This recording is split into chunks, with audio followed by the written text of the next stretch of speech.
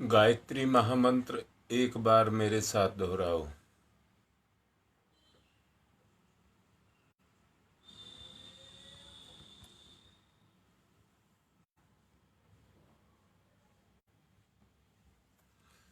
गायत्री मंत्र एक बार मेरे साथ दोहराओ।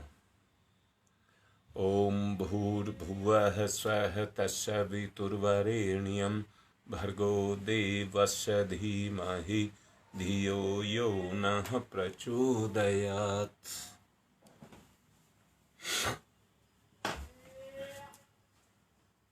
ये धोती टांग रखी है इसमें जी। बात चल रही थी सहयोग और सहकार की। अगर सच्चाई से देखें, हमारा शरीर जो चल रहा है वो इसी आधार पर चल रहा है। हाथ कमाता है, मुंह को देता है, मुंह चबाता है, आंत को देता है, आंत उसका रस निकालती है और सब अंगों को अपनी ताकत देती है। इसी आधार पर यह जीवन चल रहा है। हम सांस लेते हैं तो पेड़ पौधे हमें प्राणवायु देते हैं, और हम सांस छोड़ते हैं तो वो प्राणवायु पेड़ पौधों के काम आती है। सारा का सारा सिस्टम एक दूसरे के ऊपर टिका हुआ है। मैंने आप लोगों से कहा था, बादल बरसता है पर बादल का कोई फायदा नहीं है। मैंने यहां तक भी कहा था, और मैं एक बार फिर से कह रहा हूं, बादल नहीं बरसता है तो त्राही त्राही करते हैं, बादल बरसता है तो उसको गाली देते हैं। अर्थात हम सब की सोच का प्रभाव किस तरह का वायुमंडल पर पड़ता हुआ चला जा रहा है, और उससे कैसा वातावरण पैदा होता हुआ चला जा रहा है। आदमी की सोच की बात मैं आपसे कह रहा हूं।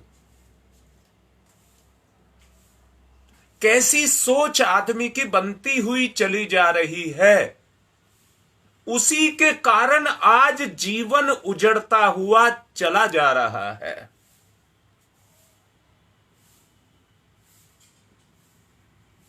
देखा जा रहा है कि जवान जवान बच्चे ऐसी ऐसी आपदाओं, मुसीबतों, बीमारियों से घिरे हुए हैं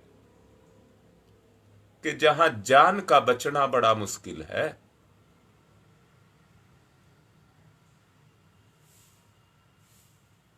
ये सब किसके कारण, ये स्थिति जो आज पैदा हुई, ये किसके कारण पैदा हुई? पर आदमी में इतनी कठोरता पैदा हो गई कि आज आदमी मरने को तैयार है पर मानने को तैयार नहीं है। सबसे बड़ी जो कमी है उसकी, वो है उसका नकारापन, निकम्मापन। बहुत पहले भी मैंने आपसे कहा था, जो सुख की कामना करता है वो अपने लिए दुख पैदा कर लेता है। 3 चीज मैंने आपको कही है, 3 चीज: भ्रम, स्वार्थ, आग्रह। ये आज आदमी में कूट कूट करके भर गया है। तो परमार्थ की भावना कहां से जगेगी? सहयोग की भावना कहां से जगेगी? सौजन्य की भावना कहां से जगेगी?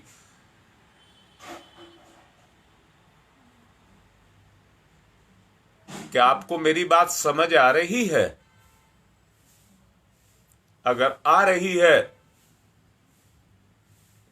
तो केवल एक ही चीज है। दुनिया की कोई चीज अपने लिए नहीं जीवित है, दुनिया की कोई भी चीज अपने लिए नहीं है।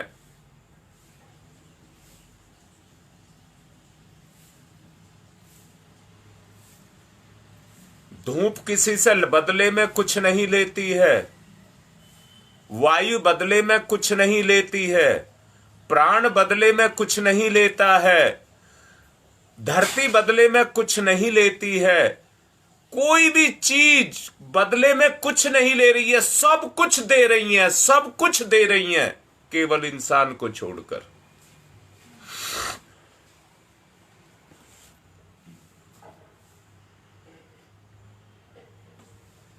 नदियां जिंदा हैं बादल के कारण। अगर भूखंडों के अंदर भी जल की संपदा है तो वो बादलों से है। परंतु क्या आप देख नहीं रहे कि धरती के अंदर पानी की कितनी कमी होती चली जा रही है, और वो पानी जो हमको जीवन देता है आज वो इस लायक नहीं रह गया कि हमको जीवन दे, उल्टा जीवन लेने वाला हो गया है। अरे प्राणियों की प्यास कैसे बुझेगी? अगर हम स्वार्थ स्वार्थ स्वार्थ को देखते रहेंगे तो प्राणी कैसे जिंदा रहेंगे?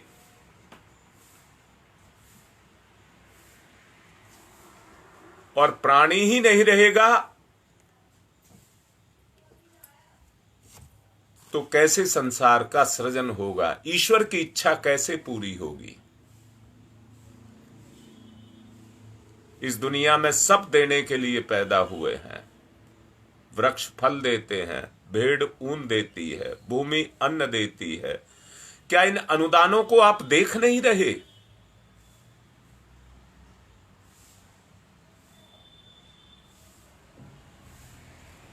अच्छा, भेड़ ने ऊन दी, पेड़ ने फल दिया, पर मैं एक बात पूछ रहा हूं, भेड़ को ऊन देने का श्रेय मिला, पेड़ को फल देने का श्रेय मिला, उसे पीछे से देता हुआ नहीं दिख रहा क्या? अरे पेड़ को देने वाला नहीं दिख रहा क्या आपको कि पेड़ ने फल दिया, परंतु उसको फिर नहीं मिलेगा देने को? क्या वो सारी जिंदगी बांटे पर देने वाला उसको देता है। कैसे देता है? जैसे कुआं को पानी देता है। जितना मर्जी बांटो, जितना मर्जी बांटो, नीचे वाला अपने आप देता रहता है, नीचे वाला अपने आप देता रहता है। आप भी जितना परमार्थ करिए, जितना परमार्थ करिए, देने वाला अपने आप देता है, ऊपर से देता है, ऊपर से देता है। अब दिक्कत यह है, मनी ना हो तो, मन ना हो से मतलब क्या है? अपने संस्कार में वो देने का गुण ही ना हो तो क्या करोगे? अपने मन में देने का संस्कार ही ना हो तो आप क्या करेंगे? पिछले प्रवचनों में आपको समझाया गया है कि लेन देन का क्रम बाहर से नहीं अंदर से चलता, बाहर से तो दिखता है। अब मैं पूछ रहा हूं, देने वाले को घाटा रहा क्या? देने वाले को घाटा नहीं रहता।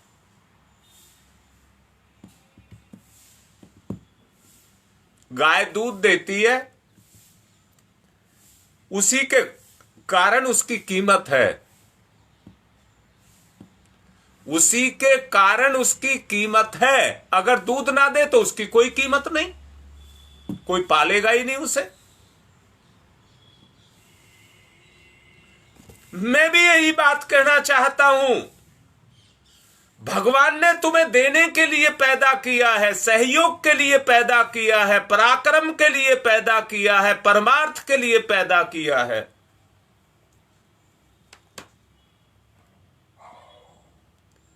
अगर पराक्रम करना चाहते हो तो किसके सौजन्य से करोगे?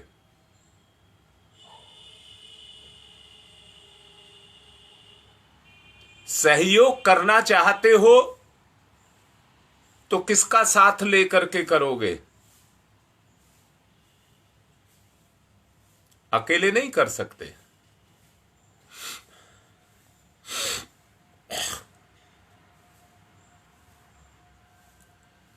यहां की एक परंपरा है, हाथ प्रतिदान लेता है पर अपने पास नहीं रख सकता। कितना रखेगा? कितना रखेगा? उसे देना ही पड़ेगा। हाथ में आप उतना ही रख सकते हैं जितना हाथ रख सकता है, उससे ज्यादा नहीं रख सकते।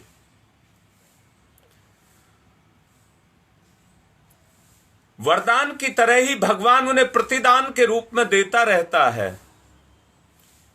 जिन्हें उसका दूसरा हाथ ग्रहण करता है, जो नहीं देता, वो छोटे पोखरों के जल के जैसा, छोटे पोखरों के में जिस तरह से जल भर जाता है और वो सूख भी जाते हैं और सड़ भी जाते हैं। कृपण व्यक्ति की स्थिति ठीक इसी तरह की होती है। जबकि छोटे से निर्झर भी निरंतर लेते रहते हैं और आगे बढ़ाते रहते हैं।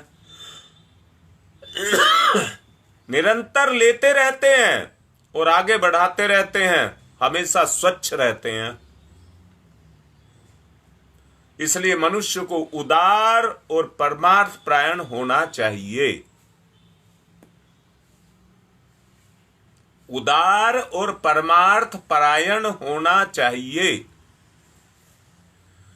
मनुष्य को प्रकृति से यह सीख लेना चाहिए कि सदैव देने वाला बदले में पाता है।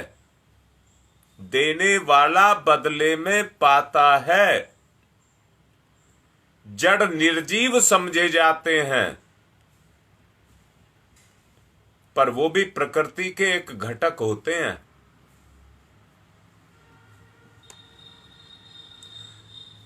जीव जंतु भी अपने दैनिक जीवन में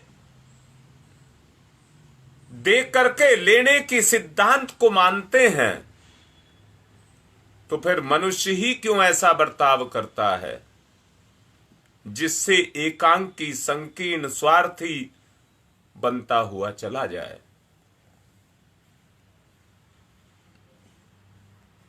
सोचने की बात है। शरीर का एक चक्र है, जल का एक चक्र है, प्रकृति का एक चक्र है, आदान प्रदान उनकी परंपरा है। एक जगह से देना बंद होता है, आगे का सारा सिस्टम बंद हो जाता है। इतनी इतनी बड़ी मशीनें हैं, उसमें एक कील की भी कीमत है। एक कील की कीमत है। अगर उस कील को निकाल दिया जाए तो सारा सिस्टम बंद हो जाएगा।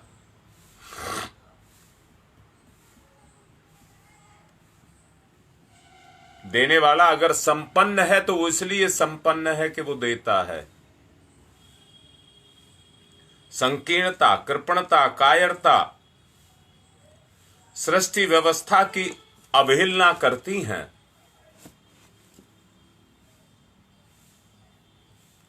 वे अदूरदर्शी, अवहेलना के कारण अदूरदर्शी बहुत घाटा उठाते हैं और अंततः बुरी तरह से पछताते हैं। अंग्रेजी में एक शब्द आता है इकोलॉजिकल बैलेंस, और हिंदी में कहते हैं प्राकृतिक संतुलन। नियम, अनुशासन, इसके तहत, इसके अधीन होकर के आदान प्रदान की प्रक्रिया को चलाया जाता है। परंतु सृष्टि का अपना एक अनुशासन है।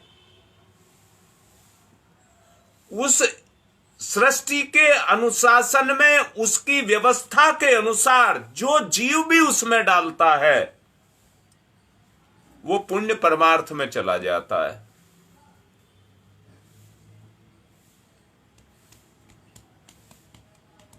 आप लोगों को पता होगा, शरीर के कोष निरंतर बनते और टूटते रहते हैं। पुराने कोष झड़ते रहते हैं और नए कोष पैदा होते रहते हैं। शरीर निरंतर भोजन को ग्रहण करता है और मल का भी विसर्जन करता है। ये लेन देन की प्रक्रिया हो गई। परंतु इसमें एक महत्व है। भोजन को लेता है, मल को छोड़ता है, भोजन को नहीं छोड़ता। भोजन में जो सार तत्व था उसे ग्रहण कर लेता है और मल को छोड़ देता है। जिस तरह से शरीर भोजन ग्रहण करके मल को त्यागता है, उससे हमारे शरीर का संतुलन बनता है। ऐसे ही हम भी अगर उस श्रेष्ठ तत्व को, कौन सा श्रेष्ठ तत्व? सहयोग, सहकार, उस तत्व को ग्रहण करें, जो विकार पैदा हुआ है उसको छोड़ते चले जाएं। आज आदमी की कैसी स्थिति बनकर के खड़ी हो गई है कि आदमी गलत पर जोड़ देता है और कहता है यही ठीक है। ये उसकी अहमन्यता है। जो गलत है वो अपने लिए गलत है, जो सही है वो अपने लिए सही है।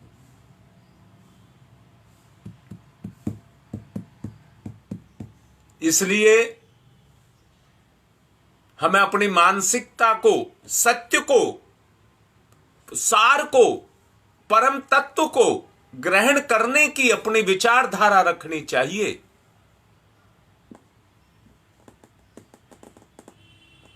परंतु हम जाने कौन सी गंदगी में आकर के फंसे हैं। गंदगी में कीड़ा जिस तरह से पैदा हो जाता है, उसी तरह की स्थिति हमारी बनती चली जा रही है। भगवान ने जिसको सार तत्व खाने के लिए दिया है संसार का, गेहूं पैदा होता है, उसका बीज खाता है, भूसा ओरी कोई खाता है।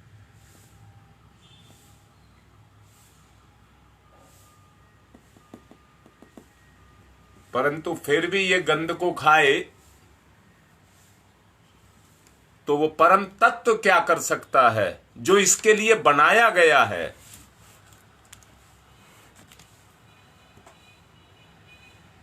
जिन्हें वृक्ष वनस्पति ग्रहण करते हैं और बदले में मनुष्य को प्राणवायु देते हैं, वृक्ष वनस्पतियों को अपने उपकार के बदले में मनुष्य व जीवधारी में निरंतर उर्वरक रूपी पोषण मिलता है। ये सारी व्यवस्था एक दूसरे पर आश्रित है। इसका आपस में एक साथ संबंध बनाया गया है प्रकृति के द्वारा। ये सब एक दूसरे पर टिका हुआ है। अब मैं फिर से एक बात कहूंगा, निचोड़ पर आना चाहूंगा। आत्मा का विकास उदार आत्मीयता, परमार्थ परायणता और व्यापक दृष्टिकोण अपनाने से ही किया जा सकता है।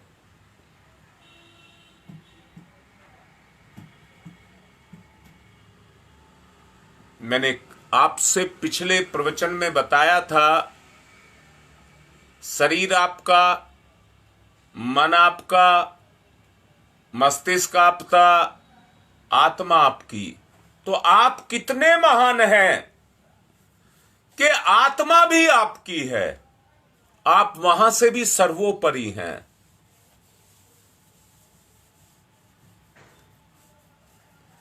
परंतु आत्मीयता, परमार्थ परायणता का जो व्यापक दृष्टिकोण है वो हमारा जागृत ना होने के कारण शरीर और संसार तक केवल हम आकर के रुक गए। शरीर और संसार तक आकर के हम रुक गए, उससे आगे अपनी कोई गति नहीं है, हमें महसूस ही नहीं होता। इंद्रियों से शरीर संसार की प्रतीति होती है, महसूस होता है, इसके अलावा हमको कोई आत्मा नहीं कचोटती। आत्मीयता के लिए आत्मा नहीं कचोटती।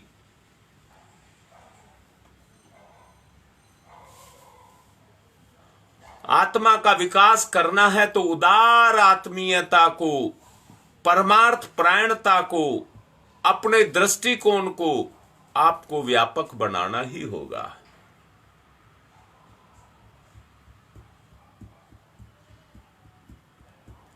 आप देखते होंगे, संसार में देख भी लीजिए, जो कृपण व्यक्ति हैं वो वैभव के रूप में दुर्गति को प्राप्त होते हैं, और जहां भी वो ठहरता है उसका तेज अम्ल एसिड की तरह से उसे गलाता है और जलाता है। देखो अंदर से संकीर्ण और स्वार्थपरता की बात मैं आपसे कह रहा हूं। जो अम्ल है उसमें तेज होता है, वो जो तेज है वो उसको काटता है, गलाता है और समाप्त कर देता है। इसे मति भ्रम कहना चाहिए, मति भ्रम। लोग अपनी क्षमता को सिंचित करके रखना चाहते हैं, अपनी क्षमता को जोड़ करके रखना चाहते हैं और उसका लाभ कुछ थोड़े से समीपवर्ती लोगों को देना चाहते हैं। समीपवर्ती लोग कहा है, जिनको परिवार कहते हैं। इस नीति के अपनाने से प्रचुरता अनुभव करने वाले लोग अंततः मूर्खों के समूह में शामिल होते हैं। परम पूज्य गुरुदेव ने हम सबको भी तो अपने परिवार का अंग बनाया है। ये भी महसूस होता है, आप सबको भी महसूस होता होगा। जो अपनापन, जो लगाव आपको अपने परिवार से मिलता होगा, जब आप गायत्री परिवार में आकर के बैठते हैं तो उससे कितना गुना ज्यादा अपनापन उस परिवार में नजर आता है, अपनापन नजर आता है। पर हाय रे, इस संकीर्णता का क्या करें, इस स्वार्थपरता का क्या करें। प्रेम तो आता है, परंतु प्रेम की पूर्ति किससे करें।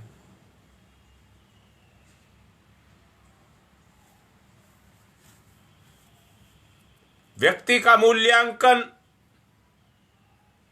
उसकी उदार परमार्थ परायणता से, सहकारिता से और समष्टिगत परिपक्वता से, इस भावना से किया जा सकता है। ऐसे व्यक्ति की इस संसार में कमी नहीं है, कोई कमी नहीं है। जिन्होंने तृष्णा में लिप्त होकर के शांत मन है स्थिति में ही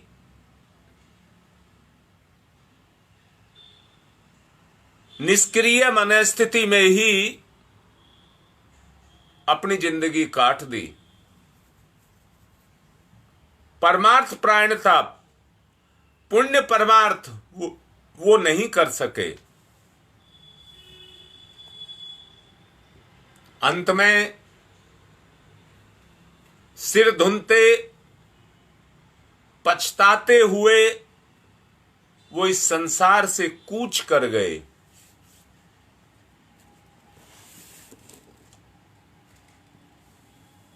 कितना जोर मैं लगा रहा हूं परमार्थ परायणता पर, सबकी सब चीजें जुटाई जा रही हैं, सब चीजें जुटाई जा रही हैं। दो बात के लिए मैंने कहा था, स्वस्थ शरीर और स्वच्छ मन, यही हमारी आत्मा की रक्षा कर सकेंगे। अगर पुण्य परमार्थ सहयोग सहकार हम करना चाहते हैं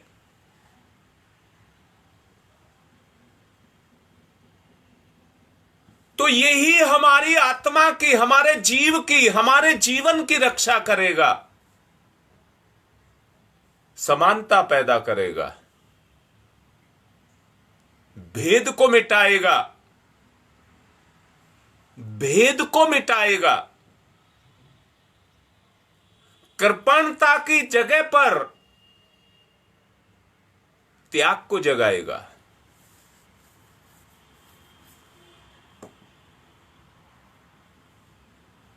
उदार मना लोगों ने विश्व वसुधा को बहुत कुछ दिया है, इतिहास उठा करके देख लीजिए।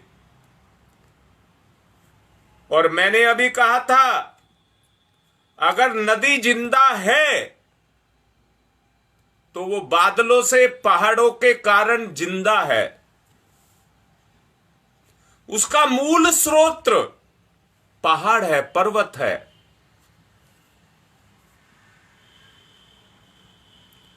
अगर पेड़ जिंदा है, वो परोपकार के लिए फल को बांट रहा है।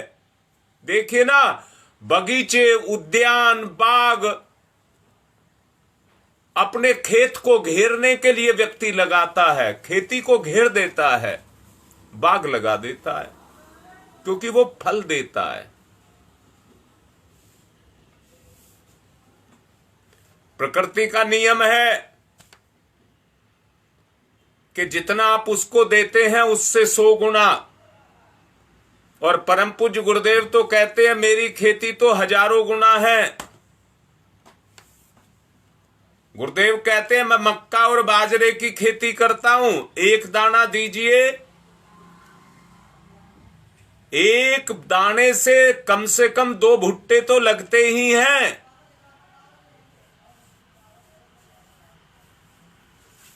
तो वो तो कहते हैं, मेरी खेती घाटे की खेती नहीं है।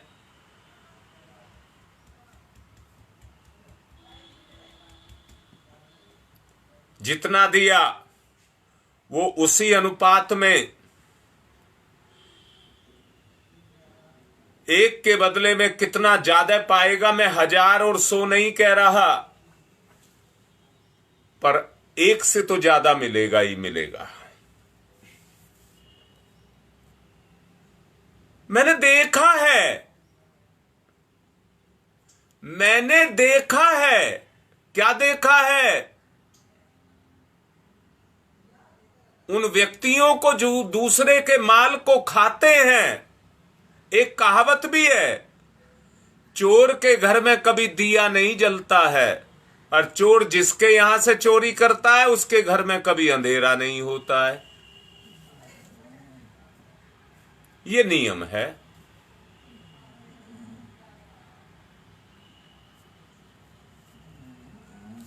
अर्जित अनुदानों के बदले में जो व्यक्ति संपन्न होते हैं, अर्जित कमाए हुए जो अनुदान हैं, उनके बदले में कमाए हुए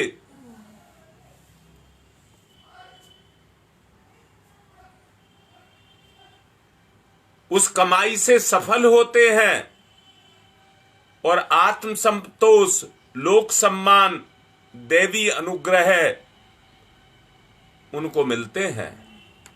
3 चीज बताई हैं, आत्म संतोष, लोक सम्मान और दैवी अनुग्रह। ईश्वर अगर किसी को देता है तो ये 3 ही चीज देता है। इन देवी अनुदानों के अधिकारी मात्र उदार मना ही नहीं होते हैं, स्वयं उदार, उसी पर संसार की उदारता बरसती है। कृपणता अपनाने वाले से समाज भी रुष्ट रहता है और भगवान के कोप का भाजन भी बनना पड़ता है। ये संसार व्यतिरेक क्रम उत्पन्न करने वाले के लिए उसकी दुर्गति का कारण बनता है। पाप कृत्य करवाता है और इस दुनिया की पंख में फंसता हुआ चला जाता है। याद रखना, दैवी अनुदान अनायास ही नहीं मिलते हैं। जो परमार्थ में स्वयं नियोजित रहते हैं, उनकी दृष्टि उदार होती है। दूसरों के प्रति जिनके मन में करुणा रहती है, उन्हें परमपिता परमात्मा के अजस्र अनुदान अपने आप मिलना शुरू हो जाते हैं।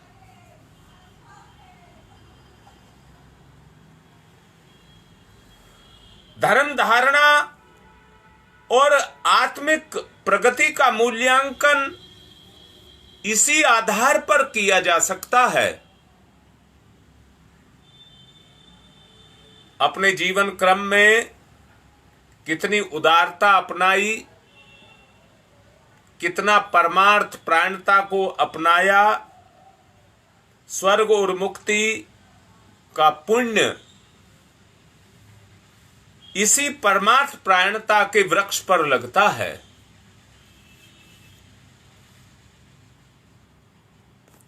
धर्म धारणा को प्रतीक और कर्म कांड तक सीमित रखने वाले लोग भगवान को पाने के लिए झूठे भ्रम में फंसे रहते हैं। भगवान तो सेवा और उदारता के अंदर विद्यमान है, सेवा और उदारता के अंदर विद्यमान है। धर्म धारणा के अन्य युग्मों की भांति अति महत्वपूर्ण युग्म धर्म आचरण का विषय उसे कर्म में प्रणीत किया जाना चाहिए। कथन और श्रवण से तो मात्र जानकारी मिलती है, परंतु फल की प्राप्ति कर्म के माध्यम से होती है। इसलिए जो समझ आई, धर्म चर्चा के रूप में जो कुछ समझ आया, उसको व्यवहार के अंदर उतार करके रखा जाए।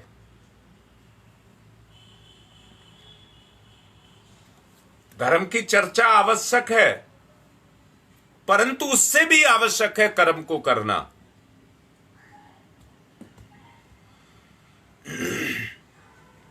आचरण में लाए बिना परमार्थ नहीं हो सकता। आचरण में लाए बिना परमार्थ नहीं हो सकता।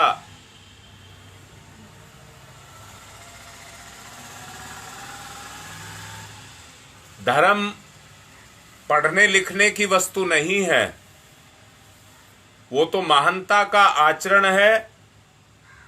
उसे अपनाने से ही धर्म धारणा परिपक्व होती है और आचरण में लाए बिना पर्याप्त नहीं होती।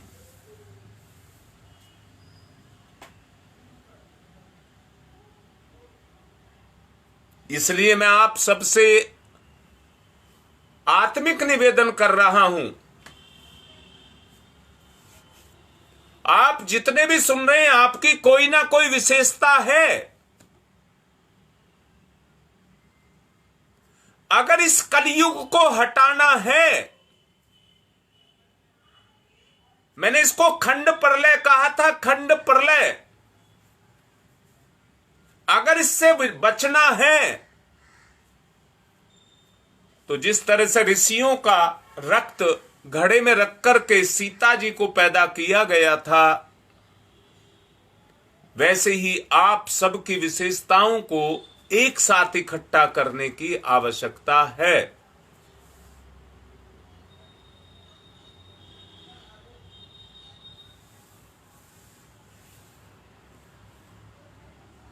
जरा सोच करके देखो, अगर हम सब इकट्ठे होकर के अपनी अपनी विशेषता को इकट्ठा कर लें, जैसे मैं अभी कह रहा हूं, गुप्ता जी लिख रहे हैं, आपके आसपास जितने भी हरे पत्ते हैं सबकी अपनी अपनी विशेषता है, वो लिख रहे हैं जिनके नाम, आप उनका रस निकाल करके पी लीजिए, सब अपना अपना काम इस शरीर में जाकर के करेंगे। ऐसे ही आप सब इकट्ठे होकर के इस ब्रह्मांड को उठाने के लिए, इसकी जिम्मेदारी को उठाने के लिए आप सबके एकत्रित होने की आवश्यकता है। आप सबकी विशेषताओं को एकत्रित करने की आवश्यकता है। आओ मिलकर के पुण्य परमार्थ करेंगे। अकेले नहीं हो सकता, अकेले नहीं हो सकता। आओ मिलकर के पुण्य परमार्थ करेंगे। अपना सहयोग दीजिए, निस्वार्थ भाव से अपना सहयोग दीजिए। किसी भी तरह का लोभ लालच रहा तो कृपणता आ जाएगी, इसलिए कृपणता को ना रखें।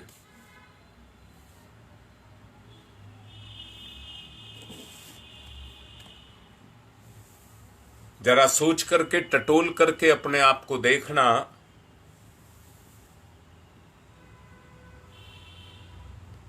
अपनी गतिविधियों में धर्म धारणा के स्वरूप को अच्छी तरह से समाविष्ट करना, आपका निश्चय जग करके आना चाहिए। आपका कर्म के प्रति निश्चय जग करके आना चाहिए, मैं करूंगा। देखिए क्या से क्या हम करते चले जाएंगे। बार बार निवेदन कर रहा हूं, बार बार निवेदन कर रहा हूं, एक दिन भी ऐसा ना जाए। परम पूज्य गुरुदेव ने कहा था 2 घंटा रोज समय, 2 घंटा रोज समय, या सप्ताह में 1 दिन पुण्य परमार्थ के लिए व्यक्ति को देना चाहिए। पूरा मिशन एक ही चीज पर टिका हुआ था। उस समय पर 10 पैसा और 2 घंटा समय की बात रखी गई थी। समय तो 2 ही घंटा रहे, पर उस समय का 10 पैसा आज कोई कीमत नहीं रखता। उसी तरह से हम इकट्ठे होकर के अनुदान दें, समाज को दें, तो निश्चित रूप से सबका भला होगा। आपका रुपया 2 रुपया कुछ नहीं कर सकता, पर जब मिलकर के एक शक्ति बनकर के निकल करके आएगा तो हम कुछ से कुछ करते चले जाएंगे। आवश्यकता उस शक्ति को जगाने की है।